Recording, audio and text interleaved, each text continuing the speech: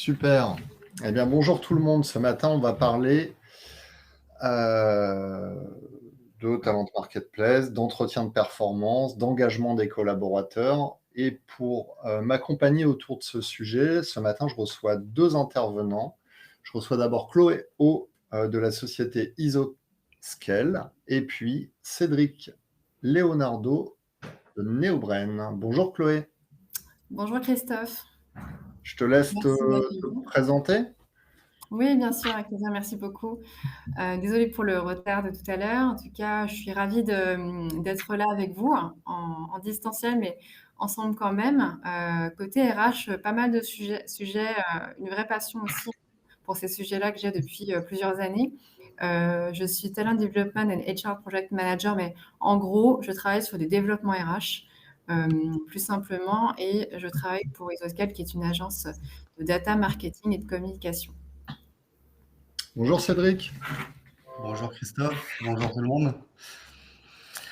Je suis Cédric Leonardo, je suis Head of Delivery et Customer Success chez NoBrain. Ça veut dire tout simplement que j'accompagne les clients dans la mise en place de leurs projets, le déploiement de notre plateforme, et je les suis une fois que la plateforme est déployée pour mesurer le succès. Super. Alors, un peu d'éléments de contexte que tu voulais nous présenter pour démarrer ce webinaire, Cédric? Oui, tout à fait. Un élément de contexte qui est lié à une étude réalisée par le LabRH en septembre dernier, en interrogeant plus de 80 DRH, qui a permis de dégager 6 leviers de l'engagement. Avant de passer sur ces leviers, je pense que c'est intéressant de se demander pourquoi l'engagement est important.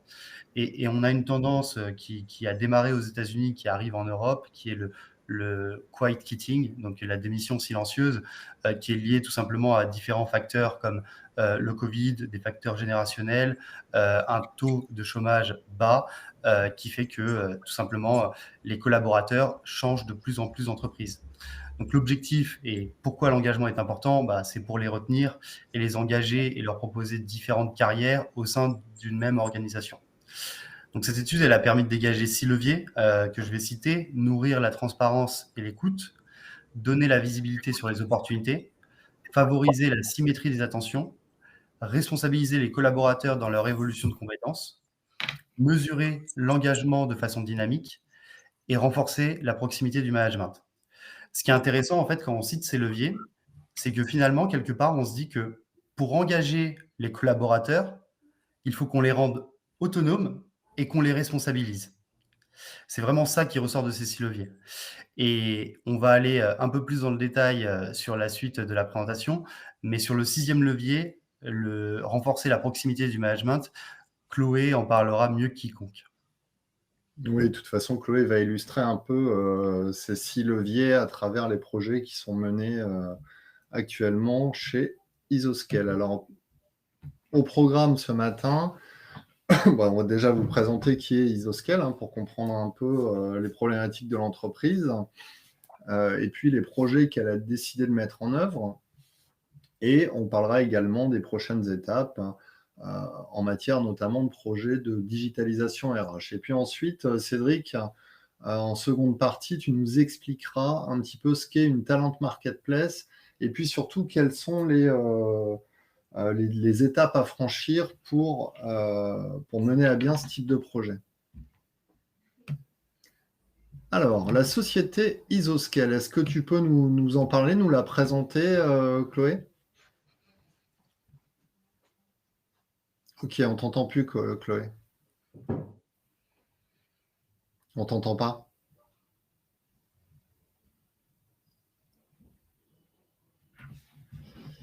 Chloé, on t'entend pas. Il n'y a pas de son. Je crois qu'il y a un vrai problème d'ordinateur.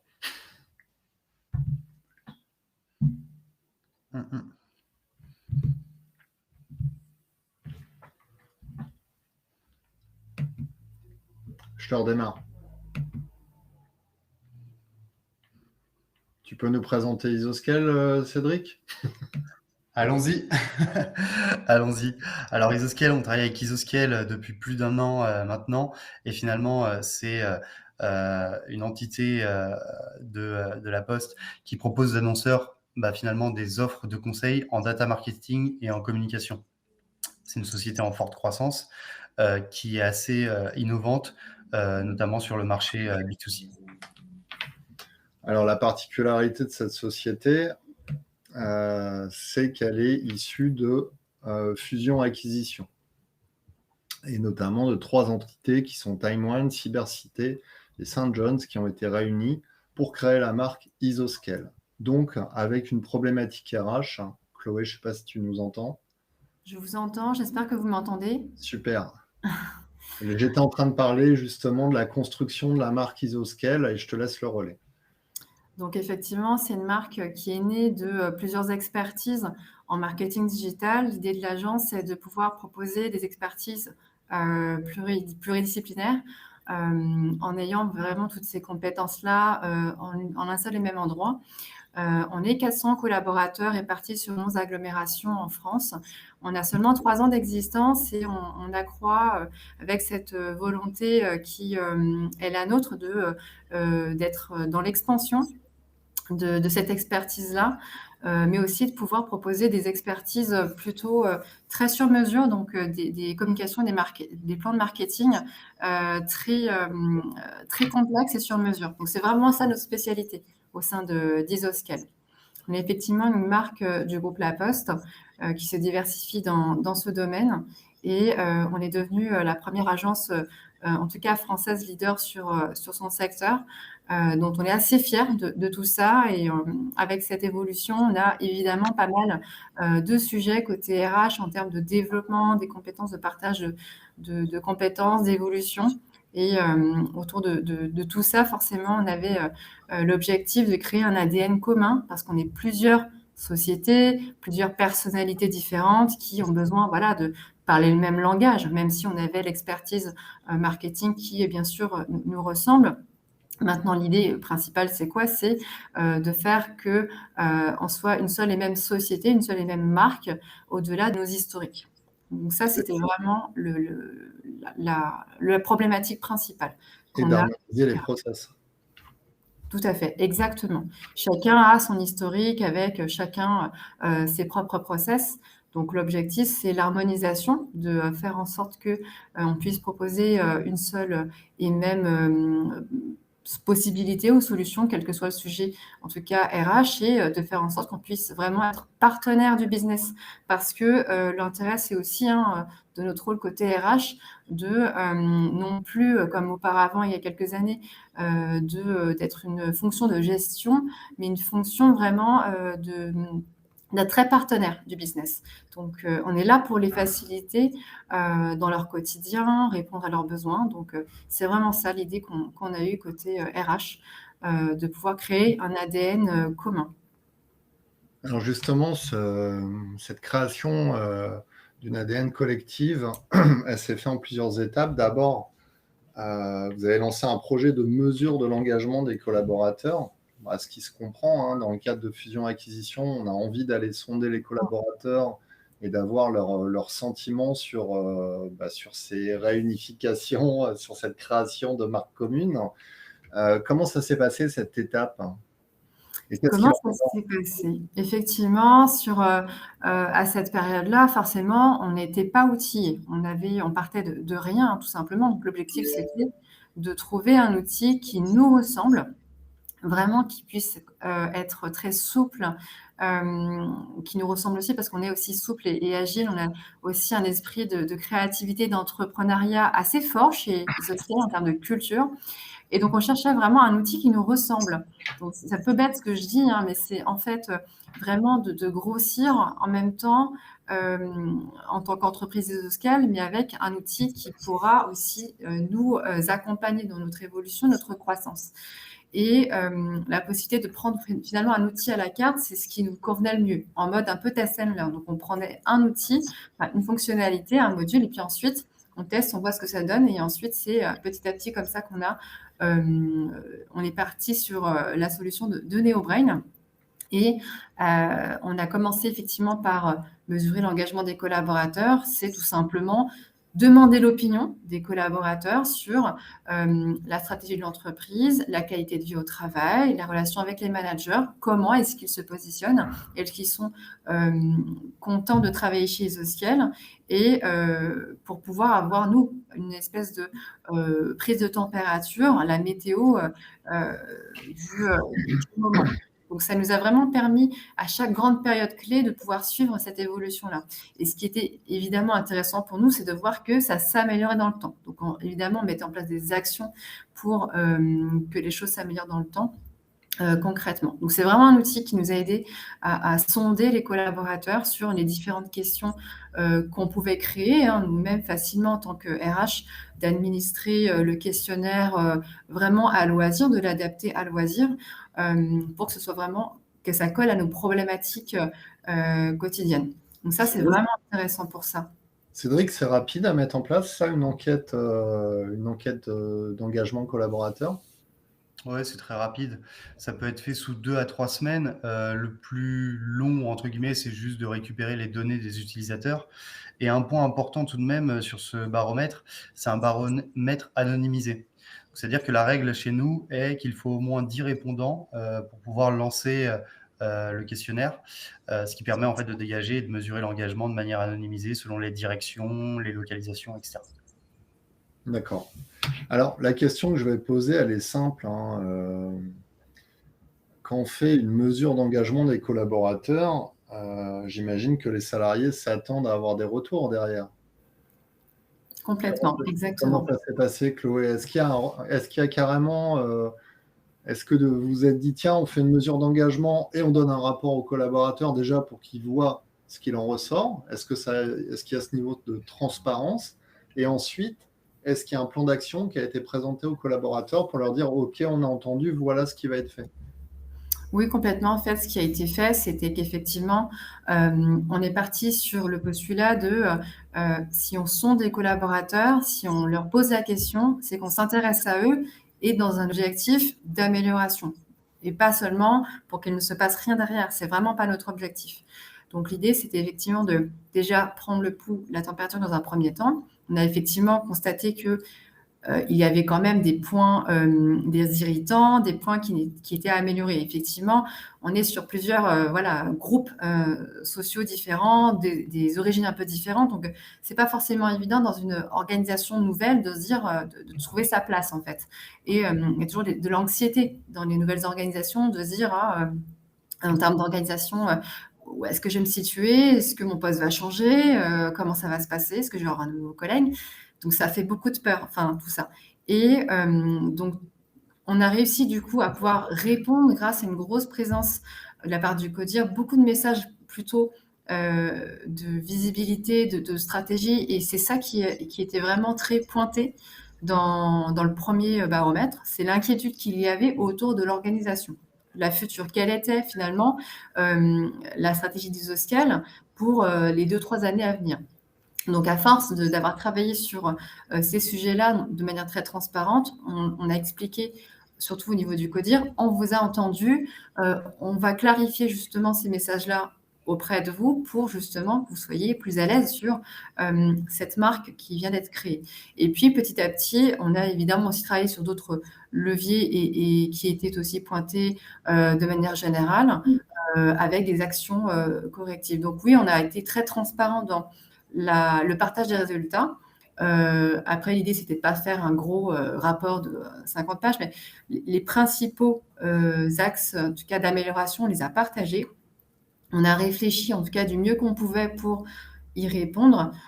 Et on a en tout cas vu qu'il y avait de l'amélioration sur l'ensemble des leviers dont on est assez fiers, sur la qualité de vie au travail, sur la relation avec les managers qui est très, très bonne, que ce soit aussi sur les messages qui sont passés sur la visibilité de la stratégie de l'entreprise. Donc, on est plutôt content de ce baromètre d'engagement. Alors, ouais, en plus, j'imagine que dans un contexte fusion-acquisition, les salariés sont toujours un peu stressés et se disent à quelle sauce on va être mangé? Est-ce que mon poste va rester? Est-ce qu'il va être transformé? Est-ce qu'il va être supprimé? Donc, c'est important de pouvoir communiquer activement auprès des collaborateurs quand on est dans cette configuration.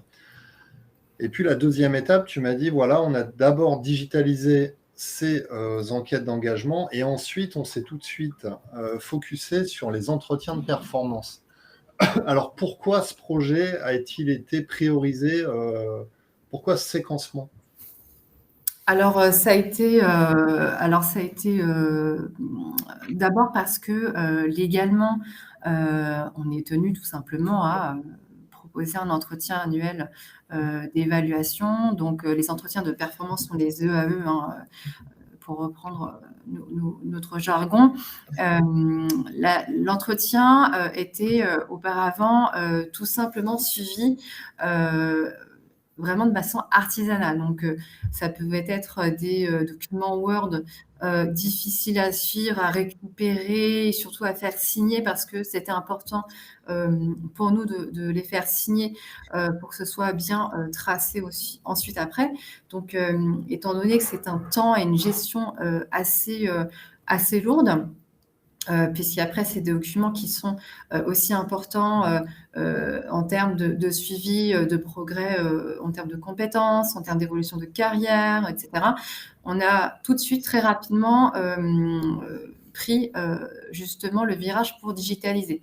On a un intérêt qui est énorme de digitaliser les entretiens annuels pour avoir cette trace écrite et historiser chaque année pour avoir justement un suivi sur les objectifs passés et les objectifs futurs.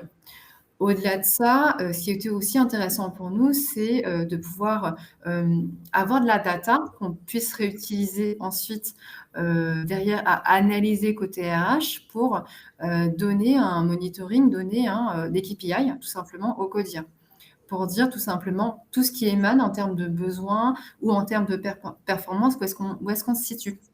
Donc, c'est par exemple, grâce à la mise en place l'année dernière d'un taux qui va objectiver la performance d'un collaborateur. C'est par exemple sur 100%. Je vais te donner 90% des objectifs atteints cette année. Et après, bien sûr, il y a un déroulement de l'explication du pourquoi, du comment et des critères. Alors, Donc, ça va vraiment pour bien comprendre, c'est quoi un entretien de performance chez Isoscale? Il y a quoi dedans? C'est des questions, c'est des grilles, ça ressemble à quoi en fait? Comment c'est Ouais. Comment ça, concrètement, à quoi ça ressemble en fait? Alors déjà dans l'outil NeoBrain, on a tout simplement un compte, c'est très intuitif, hein, on a tous un compte, soit un compte manager et aussi compte collaborateur quand on est manager puisqu'on a les deux aspects évidemment.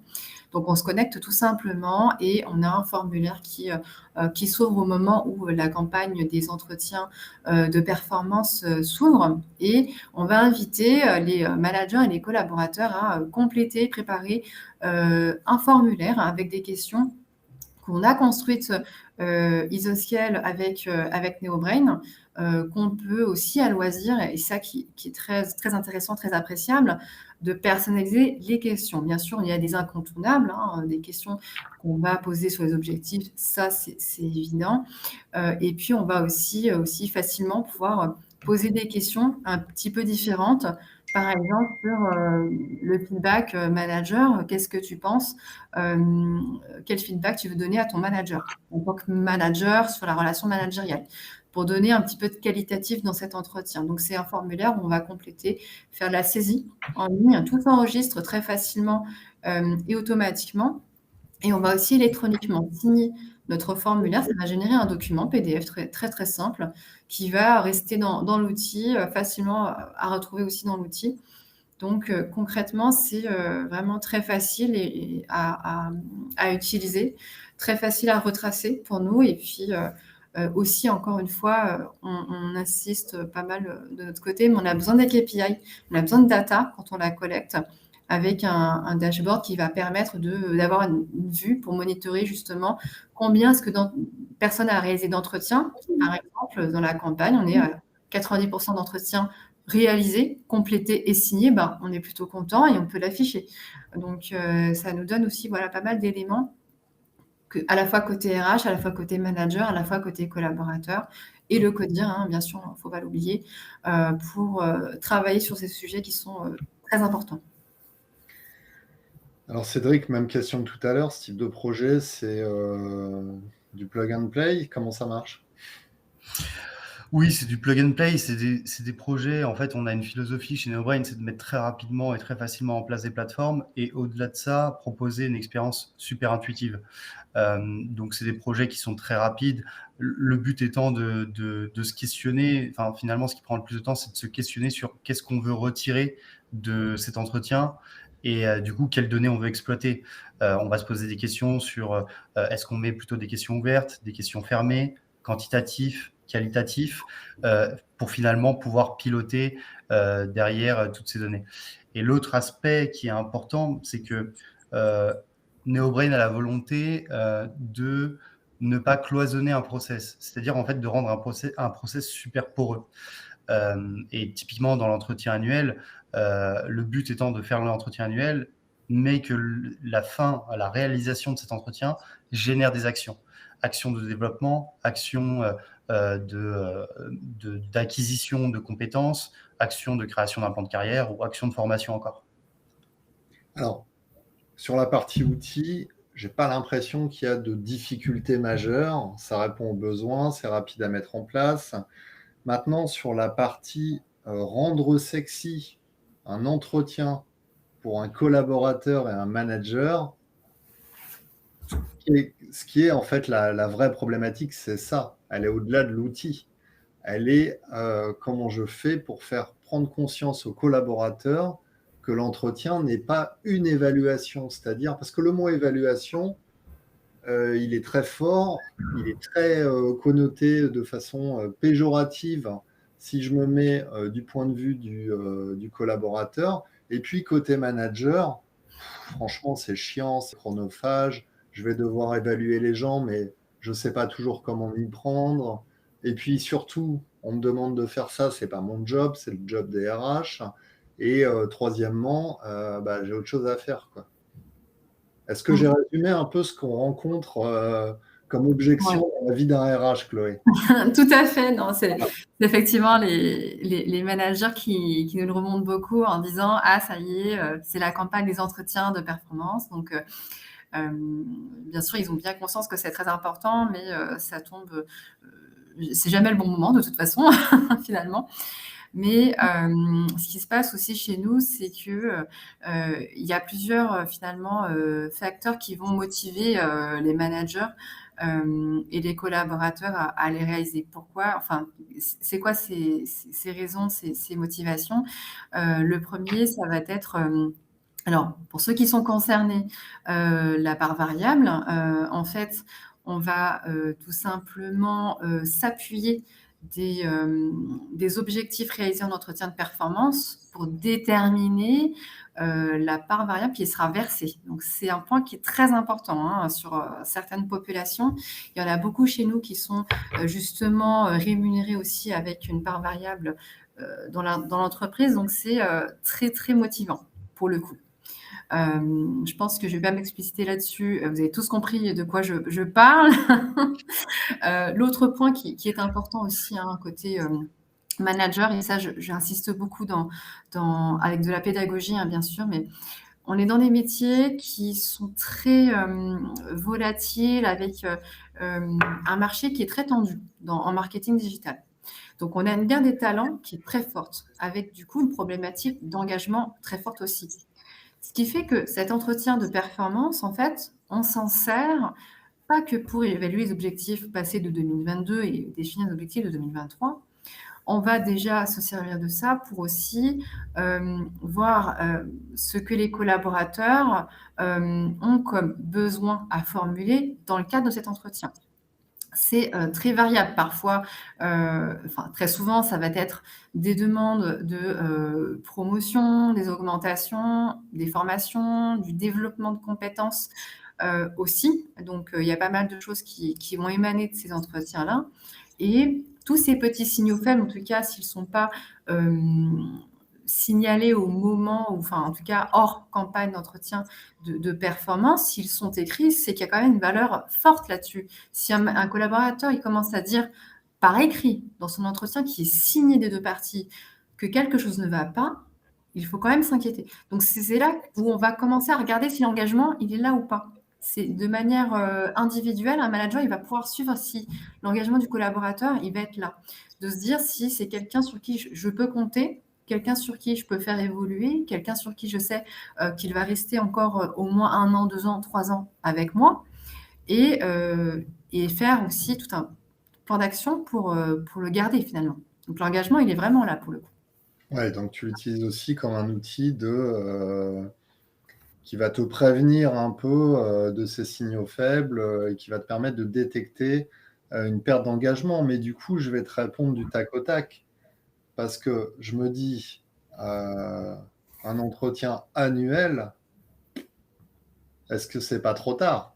Parce que finalement, aujourd'hui, on dit qu'un collaborateur, là, dans les années à venir, va rester entre 2 et 3 ans dans son entreprise.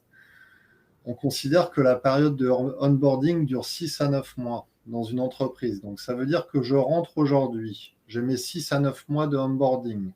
12e mois, j'ai mon premier entretien. Jusque-là, tout va bien.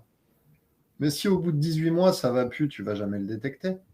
Non, ça c'est sûr. C'est pour ça que ce qui est assez pratique aussi, c'est que on a des entretiens à mi-année qu'on veut mettre en place pour pouvoir justement tous les 6 mois à peu près sonder justement, réunir obligatoirement le collaborateur et le manager. Le fait de provoquer cet entretien, cet échange, c'est vraiment un moment dédié qu'on provoque obligatoirement entre les deux personnes, les deux parties, pour se poser tout simplement les questions. OK, on sort la tête du guidon, on va parler de toi, collaborateur, et est-ce que tu es bien dans ton poste? Est-ce que tu es bien dans tes baskets? Est-ce que il y a des points qui ne vont pas? Et OK, on en parle. C'est quoi? C'est vraiment à ça que ça sert, cet entretien. On va vraiment provoquer cet échange-là, on va forcer finalement le collaborateur et le manager à parler, en tout cas quand c'est quelque chose qui n'est pas naturel, parce qu'on a tous la tête dans le guidon, on est sur nos activités business, et finalement, on se met toujours de côté, bizarrement. On pense à soi, soit le week-end, et puis finalement la semaine, on n'a pas le temps, soit c'est déjà trop tard, ça ne va pas, et on a déjà entamé une démarche externe. Et pour prévenir tout ça, le fait de mettre en place des entretiens à mi-année, ça va plutôt pas mal jouer en notre faveur pour empêcher des démissions qu'on aurait pu éviter, par exemple. Et on a aussi la possibilité d'avoir des objectifs qui sont dynamique, c'est-à-dire que c'est une partie que propose l'outil de pouvoir modifier tout au long de l'année les objectifs. Par exemple, si au bout de 3 mois, 6 mois, on a constaté, il y a un événement qui nous tombe sur la tête, comme la conjoncture économique actuelle, pour qui c'est anodin, pour personne finalement. Donc ça nous impacte tous en termes de business concrètement, nos clients. Ils ne nous parlent plus de la même façon qu'il y a 3-4 mois. C'est vraiment pas pareil. Donc du coup, peut-être que les objectifs sont à revoir à ce moment-là. Peut-être qu'on était trop ambitieux et peut-être qu'il faut les revoir un petit peu. Et on en discute. Donc c'est ça qui est intéressant, c'est qu'on peut modifier les objectifs. Alors évidemment, quand j'ai ça, attention, il faut qu'il y ait évidemment les deux parties qui se réunissent, le collaborateur et le manager, ils s'en parlent, ils se mettent d'accord, parce que nous, on est dans une logique de co-construction. Pour discuter des objectifs. Alors évidemment, c'est le manager qui finit par trancher les derniers mots. J'insiste là-dessus. Bien sûr, il y a la co-construction. Le manager, il a le dernier mot pour rendre son verdict sur un objectif. Qu'est-ce qu'ils en pensent justement, les managers, de cet outil et de ce processus? Ce processus, cet outil, alors déjà, ils trouvent que le fait de mettre en place un objectif et de pouvoir le chiffrer, de le mesurer, ça permet d'éviter les débats qu'on pouvait avoir avant, de se dire non, je ne suis pas d'accord, lui, il faut lui mettre tant, ou alors de dire pourquoi est-ce que mon collègue il a eu tant et moi j'ai eu tant, c'est pas normal, c'est pas juste. Ça permet d'éviter tous ces débats-là. Déjà, en fait, demande aux collaborateurs, on le voit là sur le partage d'écran, on demande aux collaborateurs de s'exprimer sur son objectif, s'il a été atteint ou pas. Par exemple, là, c'est un objectif qui est fictif, évidemment, hein, atteindre 300 KE de chiffre d'affaires. Le collaborateur, il renseigne 75 en se disant, bon, je n'ai pas atteint mes 300, mais je suis à 75% de l'objectif. Et le manager, pareil, il va aussi donner sa réponse là-dessus avec tout un tas de critères qu'on voit aussi, hein, les KPI qui sont définis aussi pendant l'entretien de performance, en mettant je t'attribue 75% de l'objectif atteint, et on en parle, on en discute, et finalement il n'y a plus de longs débats difficiles de se dire ah ben tel en fait bon oui il a atteint ses objectifs mais on ne sait pas le chiffrer. Donc là on évite vraiment effectivement tous ces débats-là, c'est concret, c'est objectif pour le coup. Alors, je comprends que Donc, ça sert au manager à départager, enfin à éviter des conflits, à factualiser les choses. J'imagine quand même que ça a aussi un intérêt pour le manager en lui donnant plus d'informations et plus de capacité à engager son équipe, non? Parce qu'il n'y a pas question d'argent. J'imagine qu'il y a aussi tout le volet développement personnel, enfin développement du collaborateur, de ses compétences, le faire grandir dans son poste, évoluer vers d'autres fonctions. Oui, en fait, ce qui est aussi valorisant pour les collaborateurs, c'est de visualiser un feedback écrit de la part d'un manager. Le feedback en France, c'est pas une culture qui est naturelle. Dans notre société, c'est pas quelque chose qui est culturel. Ça l'est dans des cultures plus anglo-saxonnes, mais ça l'est beaucoup moins en France. Donc du coup, en instaurant ça, on s'oblige quelque part à se poser sur nos points forts, nos axes de progression, là où on a de réels succès, là où on est vraiment très fiers, et de se le rappeler, de s'en souvenir, de permettre de féliciter, de complimenter et d'expliquer pourquoi on est satisfait. À l'inverse aussi, pour les points finalement à améliorer, d'en parler, de tout simplement dire ah, là, je sais que tu feras mieux l'année prochaine et je vais t'aider, je vais t'accompagner pour ça. Côté manager. Donc, c'est vrai qu'il y a cette partie, au-delà des objectifs, effectivement, de se concentrer individuellement entre le manager et le collaborateur, et puis indirectement côté RH et la direction, de suivre effectivement l'engagement des collaborateurs. Cédric, tu vois quel type d'intérêt, toi, pour l'entreprise? Pour l'entreprise, en fait, le premier intérêt, déjà, je tiens à repositionner quelque chose. L'entretien annuel, je ne pense pas que ce soit une tâche considérée comme ingrate par des managers si ils y voient un intérêt. C'est le point principal, c'est qu'il faut que s'ils investissent du temps, ils y voient un intérêt. Et c'est toute la philosophie, c'est finalement un entretien, ok, mais qui permet aux collaborateurs, surtout d'aller chercher les collaborateurs qui ne lèvent pas forcément la main pour exprimer leurs souhaits de formation, de mobilité, etc. Donc, c'est un moment qui permet de recueillir ces informations. Aussi au manager de connaître mieux son collaborateur. Et derrière, l'idée, c'est justement que cet entretien soit potentiellement, et c'est le cas, figé sur un papier, un PDF avec signature, mais que les données qui ont été entrées vivent. Et c'est tout l'intérêt, en fait, c'est de finalement en sortir des actions qui vont venir alimenter le cycle de vie du collaborateur. Et ce cycle de vie, ça va être des actions de formation, des actions de développement, peut-être des mobilités. Et c'est là où on joue sur le levier 6, qui est la proximité managériale. La proximité managériale n'est pas sur l'entretien annuel. C'est un moment qui permet de faire un bilan, prendre des informations et définir une direction. Et ensuite, on la suit au fil de l'eau.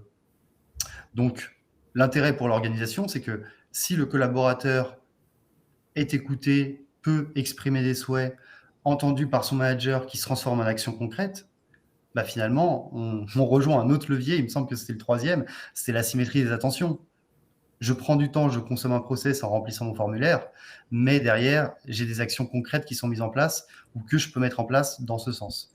Et du coup, ça engage toute une organisation, en plus de pouvoir prendre le pouls sur finalement, est-ce que mon organisation est performante, quelle direction, quel emploi, où sont les compétences à développer, etc., etc. Donc finalement, l'entretien annuel, c'est une première étape. Complètement. Dans C'est à la fois un bilan et un amorçage. Du coup, c'est quoi les prochaines étapes, Chloé? Les prochaines étapes, ça serait justement dans la continuité, d'aller dans la partie développement exprimée par les managers et les collaborateurs. En tout cas, si les managers sont en phase et que les demandes et les besoins s'inscrivent dans la stratégie de l'entreprise, on va faire évoluer les collaborateurs. L'objectif, c'est de déployer davantage de transversalité entre les différentes compétences. Mais pour ça, il faut d'abord les identifier. Donc, on a pour projet la mise en place d'un référentiel d'emploi type pour justement cartographier au sein de l'entreprise les emplois types qui existent. Ensuite, quelles sont les différentes compétences qui sont indispensables pour cet emploi-là, et de permettre de rendre visible cette cartographie qui serait dynamique et qui serait tout le temps à jour, up-to-date, pour justement se projeter pour chaque collaborateur et manager en se disant, tiens, c'est vrai que si effectivement j'avais encore 2-3 compétences à acquérir, je pourrais évoluer vers tel poste et rester dans l'entreprise sans m'ennuyer et me dire que plutôt que de changer de poste en allant en externe, je pourrais aussi changer, mais en interne. Ouais, j'ai peut-être des passerelles, des parcours professionnels possibles au sein de la même entreprise. De façon plus précise, Cédric, comment on fait quand on part d'une feuille blanche pour se dire « Ok, maintenant je construis un référentiel des emplois types » parce que je vais prendre le contre-pied. Nous, on a fait une étude cet été qui montre que 9% des entreprises ont un référentiel de compétences à jour en France. Tout un programme. Donc, c'est quoi la recommandation? C'est un sujet très, très intéressant. On a 2 approches. La première approche, elle est finalement sur la base, tout le monde a un poste. Je suis chargé de clientèle à Paris. Nous, on récupère ces données et en fait, on les analyse via notre intelligence artificielle qui va nous permettre de dégager des regroupements. C'est la première étape finalement pour définir des emplois types. Regroupements qu'on va forcément challenger avec Isoscale et avec nos autres clients. La deuxième étape, c'est qu'on va interroger notre intelligence artificielle pour nous suggérer des compétences sur chacun de ces emplois types. Ces compétences qu'on suggère, elles sont issues d'une analyse des offres d'emploi qui sont publiées sur le marché. Donc tous les jours, on regarde les offres d'emploi et on arrive à transformer le texte en compétences et à dire sur tel emploi, telle et telle et telle compétences sont attendues. Ça, c'est une approche qu'on a de manière assez classique. Là où on a une approche qui va être twistée un peu avec Isoscale et qui est super intéressante, c'est une approche inversée. C'est-à-dire que là, les collaborateurs ont accès à la plateforme. Ils ont pu télécharger leur profil, LinkedIn ou CV, et on leur a suggéré des compétences qu'ils ont ajoutées. En fait, finalement, le collaborateur, puisqu'il a des expériences et qu'il est sur le marché, ou même s'il est en contrat, il représente le marché, on va pouvoir analyser les compétences détenues par les collaborateurs d'Isoscale pour dire sur tel groupe de personnes, les compétences qui se dégagent le plus sont telles et telles et telles. Potentiellement, c'est les compétences attendues sur cet emploi. Et on a une approche qui vient du bas vers le haut. Ok, donc ça veut dire que tu as été regarder d'un côté ce qui ressort du marché des offres d'emploi actuelles. Et en plus, tu as de la chance, il y a 10 millions d'offres d'emploi actives. Donc, ça fait quand même un vivier assez important. Et ensuite, ce que tu dis, c'est que tu as aussi pris les compétences finalement auto-déclarées par les salariés si tu as été chercher leur profil LinkedIn. Exactement. En fait, c'est là l'idée, c'est qu'on a une approche personnalisée, c'est-à-dire structurée mais personnalisée. La structuration vient du marché. Donc, on a les informations du marché qui nous permettent de suggérer des compétences et des emplois types. Maintenant, chaque organisation est différente. Et c'est important de mettre cette matière à la main des collaborateurs, d'analyser leur activité. Ils peuvent s'ajouter des compétences, déclarer qu'une compétence n'est pas forcément utile dans leur emploi, d'analyser cette matière et de venir le contextualiser à chacune des organisations. Et c'est là où on approche, à la fin, on en retire un emploi, enfin un référentiel emploi et compétences structurées, mais personnalisées à l'activité et à la culture de chaque organisation. Et donc, une fois que tu as fait ce travail, Chloé va venir dire, je valide, je ne valide pas tel ou tel type de modèle par emploi, c'est ça? Exactement, l'idée c'est de travailler ensemble sur ce sujet, puisque on a une approche très orientée data. Il faut rajouter de l'humain derrière pour donner du sens à la data.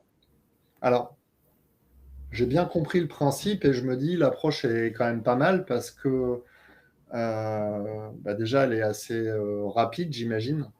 Enfin, plus rapide que lorsqu'on part d'une création feuille blanche et je vais rédiger et voilà. Maintenant, comment tu le maintiens? Comment c'est mis à jour? Comment ça reste durable? Et bah, c'est exactement la façon, les deux mêmes façons, les deux mêmes méthodologies. Continue d'alimenter.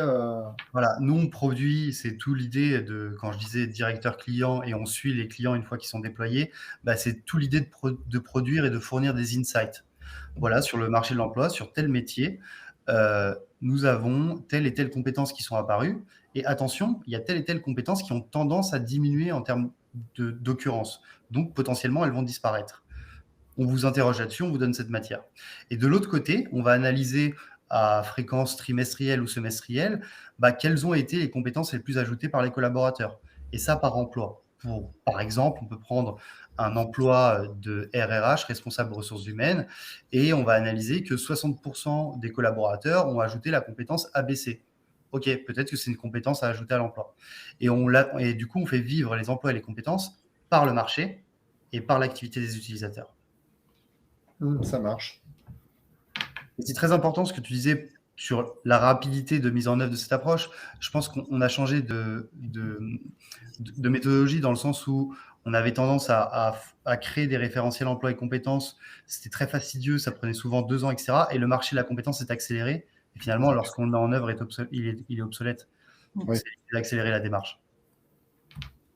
Alors, c'est quoi une talent marketplace? Parce que là, ce dont on est en train de parler, c'est en vue d'eux. On ne fait pas des référentiels pour faire des référentiels. Donc, effectivement, j'ai compris que ça allait alimenter notamment les plans de formation, mais quoi d'autre? Je te proposerais d'aller sur le slide suivant, ça va me permettre d'imager un peu tout ce qui est réalisé. On a une approche finalement, comme on le disait juste avant, qui est sur les emplois et les compétences qui sont rattachées. C'est le cœur et c'est finalement le langage commun que vont avoir une organisation, un comité de direction, un RH, un manager et un collaborateur. On a un langage commun. C'est la première fois qu'on a un langage commun. Une fois que c'est mis en œuvre, ça va permettre d'irriguer tous les processus RH, que ce soit la formation, les emplois, les offres d'emploi. On va plus se dire, je veux faire telle formation ou je veux faire une mobilité sur tel emploi parce que le titre me plaît bien, mais on va pouvoir avoir une vue sur, OK, telle formation va me permettre de développer telle compétence. Donc, je fais un investissement. Tel emploi va me permettre d'acquérir telle et telle compétence. Et en plus, je pourrais capitaliser sur les 5 compétences que j'ai en commun. Donc, je peux faire ce mouvement et en plus aller orienter ma carrière. Ce qui permet finalement de rendre actif le collaborateur, de lui offrir des opportunités. Et la question après, c'est pourquoi? Et là, l'idée, c'est que si le collaborateur il est actif, qu'il est sur la plateforme régulièrement pour gérer sa carrière, par ses actions, il actualise les données. Et du coup, l'organisation peut tirer bénéfice de ces données qui vivent.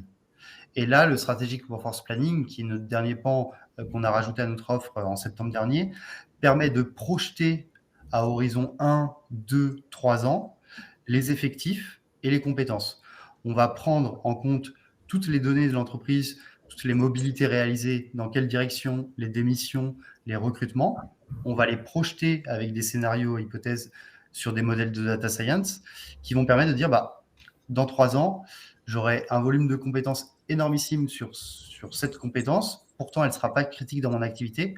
A contrario, j'aurai pas beaucoup de personnes qui détiendront les compétences ABC. Or, elles seront stratégiques. Mettons en place des actions pour accompagner l'organisation et les collaborateurs vers la stratégie de l'entreprise. Après, je pense que la Talent Marketplace, c'est quand même un instrument très utile pour l'entreprise, hein.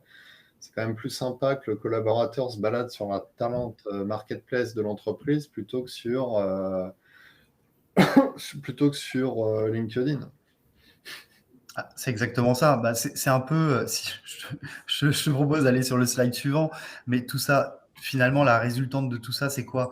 C'est de répondre à la demande des collaborateurs et de leur offrir toutes les opportunités possibles dans l'organisation.